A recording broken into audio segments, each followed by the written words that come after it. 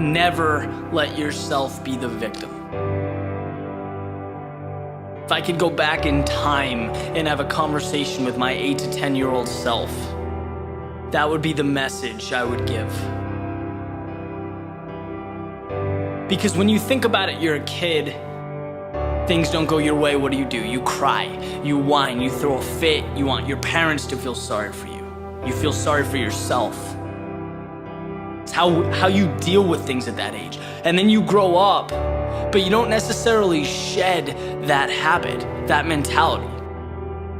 And it becomes obvious, right? I mean, you can talk to someone for 30 seconds and you know right away if they have that victim mentality. The world's falling down, they're tired, they have so much to do, they're so busy, X, Y, and Z. Look, having that mindset does two things for you. One, it makes you come across helpless and weak, and no one wants to come across that way. Two, it does not get you to where you're going. It does not change the situation. Right? Here's the reality. There is always a way to get what you want.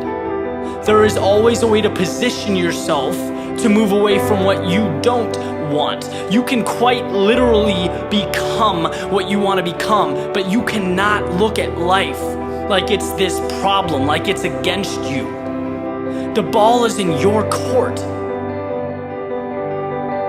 You know, it wasn't that long ago, 2-3 years ago, that I was not the happiest guy in the world, right? Did not like what I was doing, did not like how I was spending my time, was not energized, was not passionate about very much.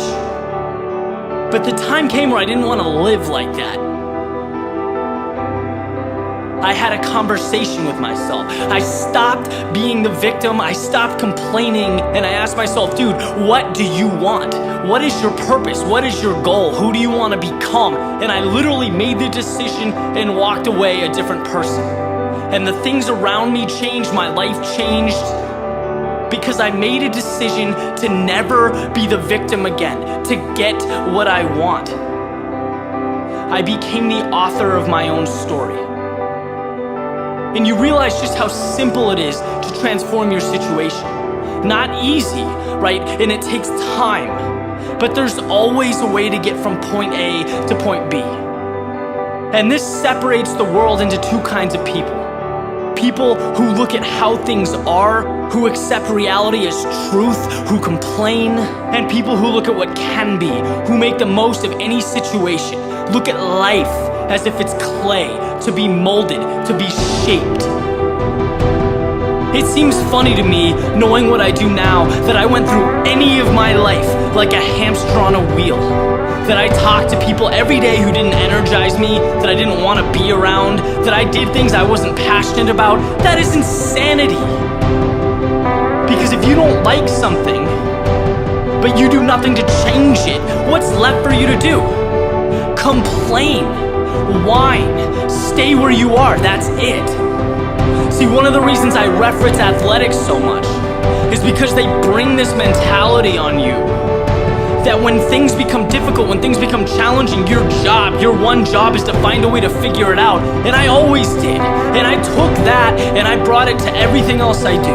And now it's eye-opening to see people achieving success, financial freedom, these things everyone wants, and know that the difference between them and everyone else is that they felt like they deserved it.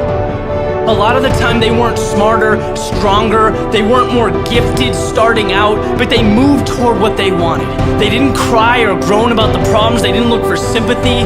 Those at the top of the mountain are not victims. They would never let themselves be victims. It's about the other side, the opportunity. Getting from where you are to what you want.